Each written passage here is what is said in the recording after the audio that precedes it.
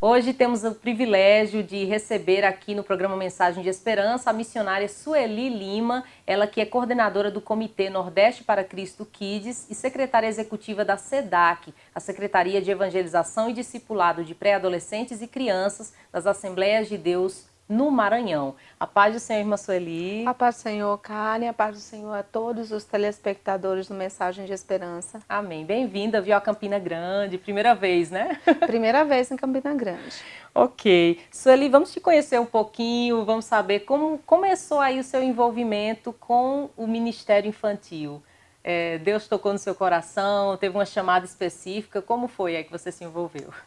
Olha, já passei dos 40, né? Então já não sei mais nem quando comecei, é certo. O que eu me lembro é de sempre estar envolvida com o trabalho de crianças. Na verdade, eu sou da zona rural de Caxias, no interior do Maranhão. E a minha professora de EBD, ela não sabia ler. Então, aos 7 anos de idade, eu já lembro lendo a revista para que a minha professora pudesse me ensinar sobre Deus na EBD, né, na zona rural. E eu lembro que eu ficava triste, porque na hora da chamada dos professores eu não era chamada. Já se Então, sentia eu me sentia parte? professora. E sempre me imaginei, minha mãe professora, meu avô professor, sou de uma família de professores e uma família crente, né, assembleiana. Então, sempre me imaginei trabalhando com crianças e sempre me imaginei como professora. E apesar de ter trabalhado em vários ministérios na igreja, essa sempre foi a minha paixão. Então, eu acredito que, de alguma maneira, isso nasceu no meu coração antes que eu pudesse perceber que isso era um chamado. E ele foi se transformando em chamado na medida em que eu fui trabalhando e eu fui percebendo que o Senhor me direcionava para isso e que era o lugar onde eu me sentia mais útil, mais feliz servindo ao Senhor. Amém. E hoje você está à frente de uma secretaria de evangelização, de discipulado, né, de crianças e pré-adolescentes. Inclusive é algo inédito, né, a nível de convenção, de Assembleia de Deus. Gostaria que você falasse um pouco do trabalho que você exerce, do que os projetos que a SEDAC desenvolve. Olha, é um grande privilégio porque essa convenção chamada SEADEMA, lá no Maranhão nós temos 2 convenções da Assembleia de Deus e a SEADEMA ela é uma grande convenção e nós apresentamos essa proposta numa reunião de convenção e foi aceito por unanimidade pelos pastores. A criação da Secretaria de Evangelização e Discipulado de Pré-Adolescentes e Crianças, para que nós pudéssemos tratar de uma forma específica um público que é prioridade. Um público que necessita de estratégias específicas e que muitas vezes não é reconhecido como estratégico.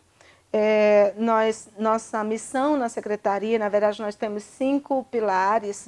O primeiro deles é mobilizar a igreja para que compreenda a infância e a pré-adolescência como idade estratégica para a evangelização e discipulado, capacitar professores, trabalhar com a evangelização direta de crianças, publicar material, porque nós temos essa necessidade de ter material com a nossa doutrina. Sim.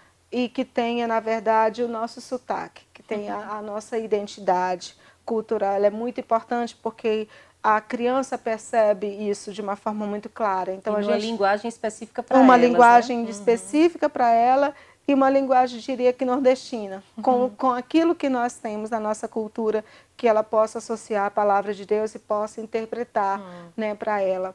E uma coisa muito interessante também das nossas metas, que é a mentoria. Ou seja, trabalhamos o discipulado, mas também queremos avançar nesse discipulado para a formação de futuros líderes. Nós queremos que as crianças que estão hoje na igreja se entendam como o futuro da igreja. Não apenas como um futuro que estará no futuro, mas um futuro que atua hoje e que continuará quando nós passarmos o bastão. Isso é muito importante, preparar liderança para a futura geração.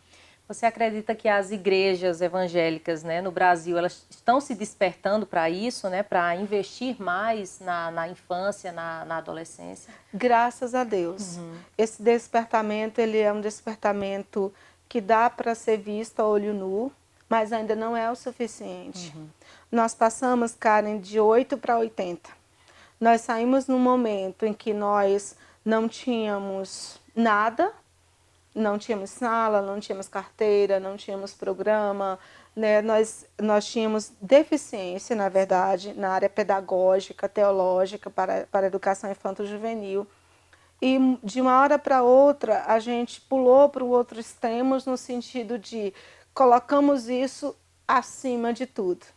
E isso é um risco. Eu acredito que esse momento agora é o momento que a igreja brasileira está vindo para o equilíbrio. Nós precisamos de sala, e muitas igrejas ainda não têm. Nós precisamos de professores treinados, precisamos, digamos assim, nos encontrar com a criança, mas não podemos abrir mão da palavra. E aí, nesse sentido, nós precisamos de um despertamento, de um segundo despertamento. O primeiro foi, a criança existe, ela está aí, ela é específica, ela é um público específico, ela precisa ser tratada de uma forma específica. E aí, muitas vezes, extrapolamos para o entretenimento. E evangelização não é entretenimento. Salvação não é brincadeira. Nós podemos, sim, utilizar de recursos do entretenimento, mas precisamos que isso pare bem aí, como recurso. E a partir daí a palavra precisa ser introduzida de forma pura, clássica, porque a criança é pecadora e ela precisa de salvação. Então, estamos passando por um momento de despertamento e de despertamento. Encontrar a criança como um público, mas ao mesmo tempo perceber, opa, o nosso ministério é diferente do mundo. Nós podemos usar as cores, as roupas, a decoração, tudo, mas isso é uma estratégia para um fim. O fim é a palavra de Deus. Essa é a nossa finalidade. Então, nós precisamos, em alguns lugares, desse segundo despertamento, de que não somos indústria do entretenimento, não estamos para divertir. E em alguns lugares, precisamos dos dois despertamentos. A criança existe e precisa ser tratada de forma específica. É um grande desafio que eu creio que o Senhor tem a solução para isso e a gente percebe isso por onde a gente tem passado no Nordeste, no Brasil, que Deus tem levantado grandes homens, grandes mulheres com estratégias maravilhosas para alcançar as crianças que Ele já comprou. Amém. O que tem dado certo lá no Maranhão que você daria como sugestão aqui para os líderes infantis de Campina Grande, da Paraíba? Olha, Deus tem nos dado muitas vitórias. Temos lutas, Karen, como eu acredito que elas existam aqui também.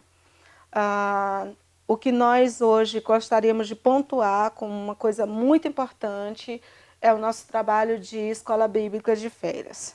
Ano passado nós fizemos 500 escolas bíblicas de férias, um pouco mais que isso, 526, e atingimos um público de mais de 6.000 crianças. Glória a Deus. Né? Público que aceitou Jesus. Quando a gente vai trabalhar nesse público geral durante o ano, foram mais de 189.000 crianças atendidas durante o ano, pela IBF e por um trabalho que a gente faz, que é a Semana de Oração, Mobilização e Evangelização Infanto-Juvenil. A gente costuma dizer o seguinte, precisamos colocar a IBF no lugar, no patamar que ela merece, que é uma estratégia de evangelização. Então, precisamos entender que a escola bíblica de férias é um momento onde a criança crente se torna missionária dos seus colegas, vizinhos e parentes, trazendo-os para a igreja, e onde a criança que ainda não aceitou Jesus tem a oportunidade de ouvir do plano salvador, e isso é muito importante. Por outro lado, quando isso termina, temos que ajudar essa criança crente a permanecer, a servir, e ajudar a criança recém-convertida, que acabou de entrar na família de Deus, a compreender que mundo é esse.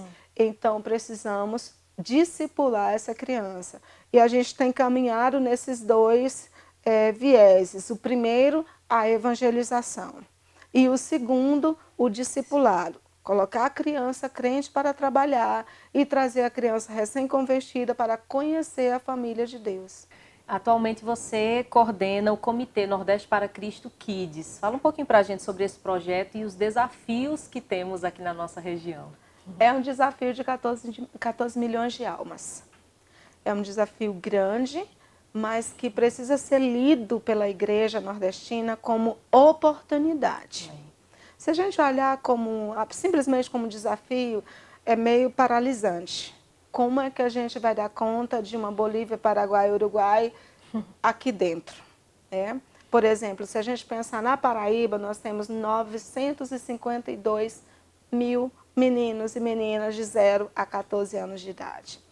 E se a gente olhar como igreja paraibana, quantas dessas crianças estão aqui?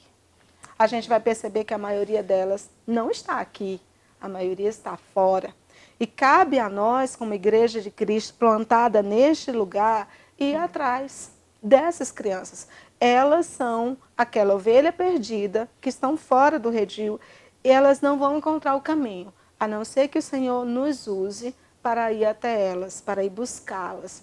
Então, o desafio do Nordeste para Cristo Kids, ele surgiu do projeto Nordeste para Cristo Geral, adulto, que é um projeto do Fórum de Líderes de Missões do Nordeste. Esse fórum, Karen, ele existe há 14 anos e é a primeira vez que ele se propõe, e de uma forma empenhada, comprometida, a trabalhar com o público infanto-juvenil.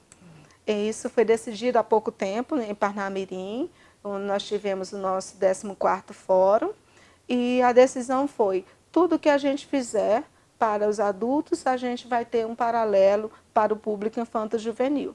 Então, como a gente tem o projeto Nordeste para Cristo, que vai de 8 de agosto a 8 de setembro, foi criado, a gente apresentou a proposta foi aceita pela mesa diretora, de fazer a versão Kids. E estamos aí nesse grande projeto, já passamos pela Bahia, por Alagoas, por Sergipe, estamos aqui agora na Paraíba, daqui vamos para Rio Grande do Norte, para o Ceará, e depois voltamos para o Maranhão e Piauí para fechar esse ciclo de treinamento, de mobilização da igreja, porque o Nordeste para Cristo Kids, ele é muito especial, porque ele coloca a criança crente no lugar de evangelizadora.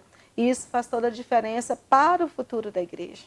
Então, a princípio, vocês estão treinando a liderança para, num segundo momento, já colocar as próprias crianças para evangelizar. Isso mesmo. Então, são 3 fases. Estamos na mobilização e na capacitação, na verdade, na sensibilização, Karen, porque Deus tem levantado homens e mulheres que têm se empenhado, pessoas que são de zonas remotas em relação às capitais e que vão, que procuram, que estudam.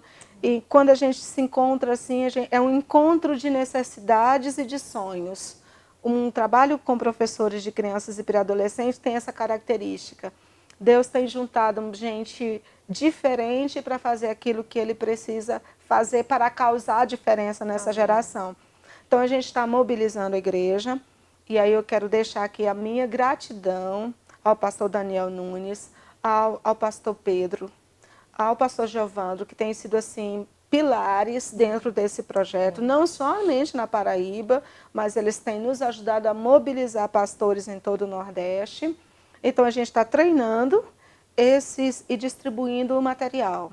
Esses nossos colegas, professores, irão escolher 10 crianças em suas congregações. E eles irão ministrar um curso de capacitação em evangelização criativa, do dia 8 de agosto até o dia 1º de setembro. Essas crianças irão desenvolver projetos de evangelização e do dia 2 de setembro ao dia 9, elas estarão nas ruas fazendo cinema, kids, cruzadinha evangelística, caminhada evangelística, desfiles, impacto evangelístico, flash mob. Elas estarão visitando escolas, visitando hospitais e elas estarão entregando a mensagem no plano da salvação. Então, não é só a criança ir e entregar o folheto. Ela vai falar, ela vai estar em condições de evangelizar. E a gente entende que um projeto como esse, ele é uma semente. Nem tudo Nordeste para Cristo Kids a gente vai ver agora. A gente vai ver depois, quando ela ou ele estiverem crescidos e se sentirem aptos para evangelizar. Porque esse é o propósito. Vá lá e fale da sua fé, não se envergonhe do evangelho. Você não tem do que se envergonhar. Ao contrário, a verdade que você está levando liberta. Então fale a todo pulmão, comunique e agrade a Deus com isso. Amém. Nós vivemos tempos muito desafiadores, não é verdade, irmã Sueli? E de que forma é possível assim despertar no coração das crianças o amor pela palavra de Deus, o amor por Jesus? Olha, eu diria que esse desafio maior, Karen, ele é o desafio da igreja adulta. A igreja adulta precisa entender que a infância é curta. A infância tem prazo de validade. Então, se a gente pegar o conceito da Unesco, por exemplo, de 0 a 9 eu tenho infância. De 10 aos 14, pré-adolescência, que é o público que a gente trabalha. Sim.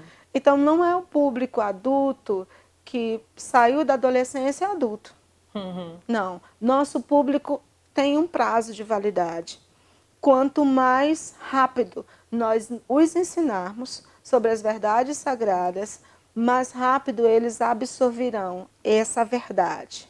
Quanto mais tempo demoramos, mais difícil fica, porque o mundo tem uma enxurrada, o mundo é colorido, ele é apelativo e ele tem conseguido muitas vezes levar até crianças de filhos de pais crentes, filhos muitas vezes de líderes. Então nós precisamos despertar. Então o grande desafio é: igreja, desperte para o discipulado.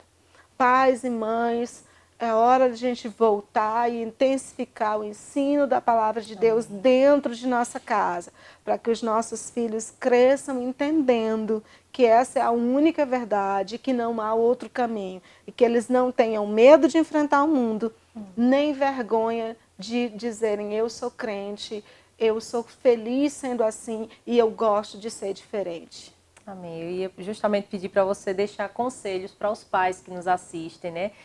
Até porque a educação cristã, ela começa dentro do lar, na verdade. Eu diria, Karen, que uma mensagem simples, como é a mensagem do plano da salvação através das cores, pode nos lembrar, como pais e mães, eu também sou mãe de 2 jovens de 21 e 22 anos, e o tempo passa muito rápido. O que nós podemos dizer para ele? Fale para o seu filho que Deus é amor. Deus nos ama tanto que Ele nos criou para ter amizade conosco. Ele nos criou para sermos amigos deles, para termos comunhão com Ele. Essa comunhão ela foi quebrada com o pecado, mas Ele nos ama tanto que Ele não permitiu que isso ficasse assim para sempre. O plano dele se concretizou quando Ele enviou Jesus. Jesus se entregou. Ele não foi morto, não o mataram, ele se deu, porque era necessário que houvesse o derramamento de um sangue remidor, de um sangue perfeito, para que nós pudéssemos ter perdão dos nossos pecados.